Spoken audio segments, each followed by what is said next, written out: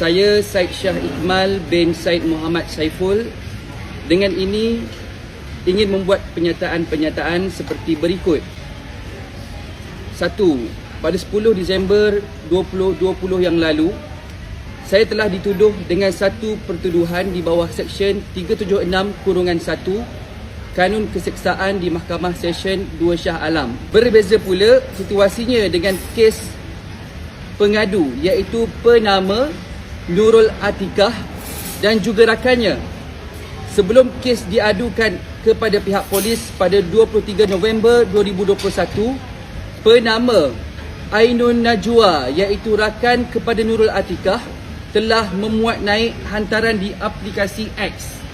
Di Malaysia ni, kalau kau handsome sikit, pandai cakap bab agama, mesti akan dijadikan idola para gadis-gadis. Maka disebabkan lemahnya keimanan di dada, Tok Imam pun boleh tercabut kopiah.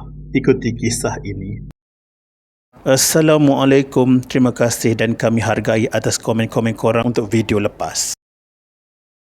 Selebriti Syed Shah Iqmal Syed Muhammad Saiful atau lebih dikenali sebagai Dai Syed dijatuhi hukuman penjara 10 tahun berkuat kuasa hari ini kerana merogol seorang wanita 5 tahun lalu. Syed, 28 tahun, yang turut dikenakan hukuman 3 sebatan, dilihat menangis teresak-esak dalam kandang tertuduh selepas keputusan dibacakan Hakim Nur Azlin Osman. Kes melibatkan pendakwah selebriti Dai Syed bermula secara terbuka di ruang maya apabila satu ciapan di Twitter menjadi tular mengenai kes rogol melibatkan seorang wanita dan mencetuskan perdebatan meluas dalam kalangan netizen.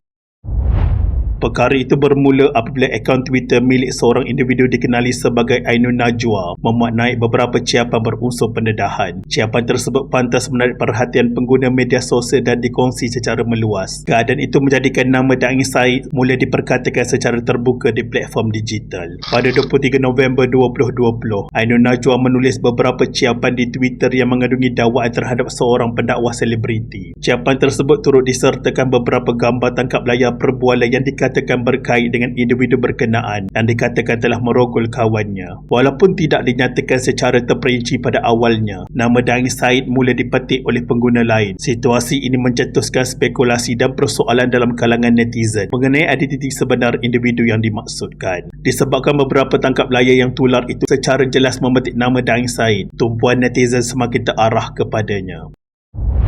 Nama penuh pendakwah tersebut, Syed Shah Iqmal Syed Muhammad Saiful, mula menjadi bahan carian di media sosial. Sebahagian netizen mula mempersoalkan kebenaran dakwaan yang tersebar. Namun pada masa sama, terdapat juga pihak yang mempertahankan imej dan reputasi pendakwah itu. Saya juga akan memulakan tindakan undang-undang terhadap Ainun Najwa disebabkan fitnah yang telah diterbitkannya sebelum ini. Laporan polis yang dibuat olehnya sebelum ini tidak dapat menidakkan tindakannya yang telah memfitnah saya. Malahan di dalam laporan yang sama, dia sendiri mengakui bertanggungjawab terhadap fitnah tersebut. Dalam kalangan penyokong Dai Syed, dia digambarkan sebagai pendakwah muda yang cool, santai dan berimej moden. Imej tersebut menjadikan dia mempunyai kelompok peminat yang besar, khususnya dalam kalangan anak muda. Oleh itu, terdapat netizen yang mendakwa dakwaan berkenaan adalah fitnah bertujuan menjatuhkan maruahnya. Golongan ini turut mendesak individu yang membuat pendedahan supaya tampil membuat laporan polis.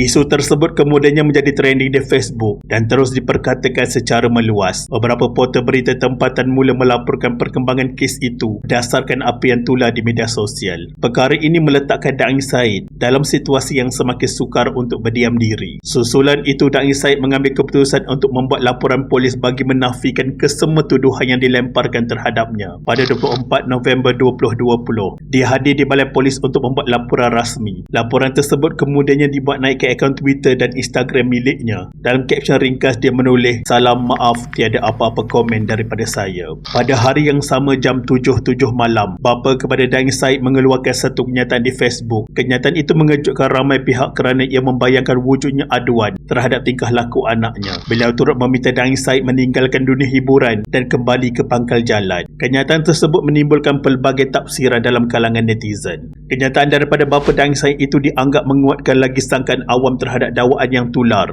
Ramai netizen melihatnya sebagai satu pengakuan tidak langsung mengenai masalah yang melibatkan pendakwah tersebut. Keadaan itu menyebabkan tekanan terhadap Dai Said semakin memuncak. Isu ini terus menjadi perbincangan hangat di ruang maya dan media arus perdana. Pada 25 November 2020, Dai Said mengeluarkan satu kenyataan rasmi menerusi Instagram miliknya. Dalam kenyataan itu, dia menafikan semua tuduhan dan menyifatkannya sebagai fitnah. Dia turut meminta pengguna media sosial memadam sebarang kenyataan berbau fitnah. Peguamnya ketika itu dilaporkan sedang mengumpul bukti untuk tindakan undang-undang. Dai Said turut mendedahkan hubungan dia dengan bapanya telah lama renggang. Menurutnya, hubungan itu mula keruh sejak 2016 apabila bapanya tidak bersetuju dengan perlibatan dia dalam program Dai. Pada tahun 2017, bapanya dilaporkan ke Kairah, Mesir selepas meninggalkan ibunya. Pendedahan ini membuka dimensi baharu dalam pemahaman awam terhadap konflik keluarga tersebut.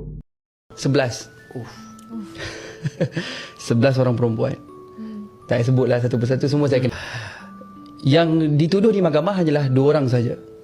Satu opening, dan kedua, perempuan kedua ini dia menuduh saya 2 pertuduhan.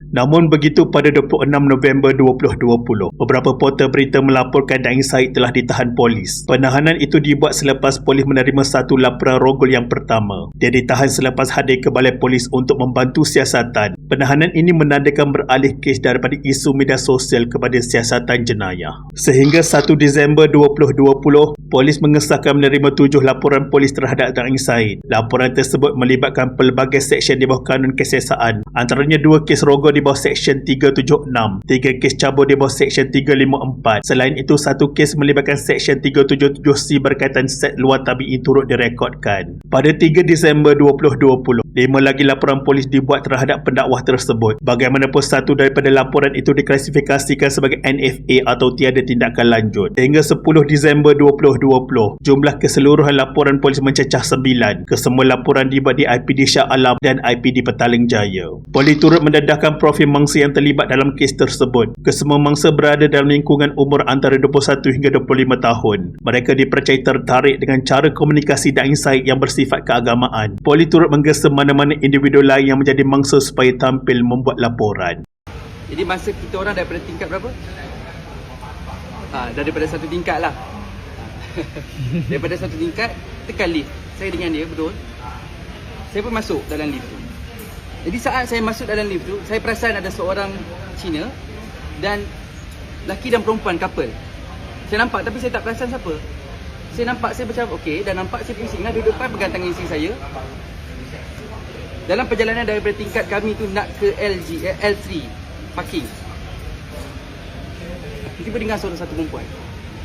Dia macam berjerit-jerit macam umpama macam lama tak jumpa saya. Dan masa saya keluar lift tu, sebelum nak keluar tu kan, bila saya keluar, lift kan nak tutup. Dia jerit lagi nama saya. Said. Saya pun masuk dalam kereta. Hana macam marah saya, kenapa awak layan orang macam tu? Saya kata itulah orang yang report pada saya yang sampai saya masuk kena tahan reman. Nurul Atikah. Dai Said kemudian ditahan reman sebanyak 2 kali. Tempoh reman tersebut dilanjutkan oleh Mahkamah Shah Alam dan Mahkamah Petaling Jaya. Penahanan ini bertujuan melengkapkan siasatan terhadap semua laporan yang diterima. Pada 10 Disember 2020, Dai Said didakwa di mahkamah atas 3 pertuduhan berasingan. Pertuduhan pertama dan kedua didengar di Mahkamah Petaling Jaya. Pertuduhan ketiga pula didengar di Mahkamah Seksyen Shah Alam. Kesemua pertuduhan itu melibatkan kesalahan seksual yang serius. Dalam satu pertuduhan tersebut, Dai Said mengaku tidak bersalah dan meminta dibicarakan. Mahkamah membenar ikat jamin dengan jumlah keseluruhan RM35,000. Beberapa syarat ketat dikenakan termasuk larangan mengganggu mangsa. Pasport turut ditahan sepanjang tempoh perbicaraan. Bagaimanapun, kegagalan membayar ikat jamin sebelum jam 5 petang menyebabkan dia ditahan lebih lama. Dia ditempatkan di pusat tahanan reman sementara Beranang, Selangor. Selepas ikat jamin berjaya dibayar, Dai Said dibebaskan sementara menunggu perbicaraan. Dia kemudian tinggal sementara di rumah abangnya di Teluk Panglima Garang. Ya, RM35,000 diberikan kepada pihak mahkamah.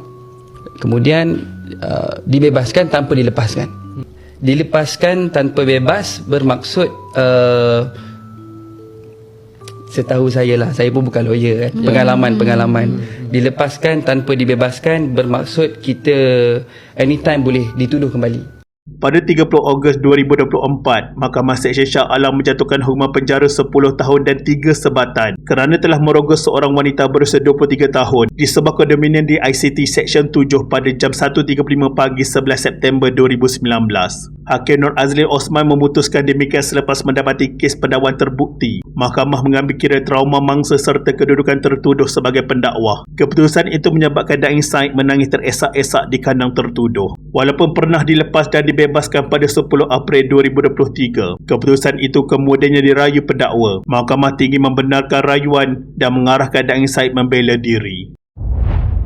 Walau bagaimanapun, pada 26 Januari 2026, Daing Said diperintah menjalani hukuman penjara serta-merta selepas Mahkamah Tinggi mengekalkan sabitan dan hukuman penjara 10 tahun termasuk 3 sebatan atas kesalahan merogol wanita yang berlaku 7 tahun lalu. Hakim Adil Abdul Majid membuat keputusan itu selepas menolak rayuan tertuduh untuk mengetepikan sabitan serta memohon penangguhan pelaksanaan hukuman. Menurut Hakim, pembelaan tertuduh sekadar berbentuk penafian semata-mata dan gagal mengemukakan sebarang alasan khas yang boleh mewajarkan penangguhan hukuman, selain menegaskan bahawa kesalahan yang dilakukan adalah serius dan keputusan mahkamah sebelum ini adalah selamat. Justru hukuman penjara berkuat kuasa mulai hari keputusan dibuat. Pada hari ini mahkamah telah menolak rayuan yang difailkan oleh pasukan pembelaan. Jadi hukuman Mahkamah Seksyen telah dikekalkan. Daing Said akan dibawa ke penjara sementara menunggu permohonan stay yang akan difailkan oleh pihak pembelaan di Mahkamah Rayuan selewat-lewatnya minggu hadapan. Dan sekiranya permohonan stay dibenarkan dan Daing Said akan dikeluarkanlah sementara menunggu pelepasan rayuan di Mahkamah Rayuan nanti. Hinanya agama bukan kerana ajarannya, tetapi kerana agamawan syaitan bertopengkan malaikat. Di depan umat bagaikan pijak semut pun tak mati, tapi di belakang dialah bapa segala kejahatan. Malaysia ni amat menghormati para da'i, mu'alim, ustaz dan ustazah. Tapi sekali kau buat tai, kami tak nak tengok pun bayang-bayang kau dalam media sosial. Dasar penunggang.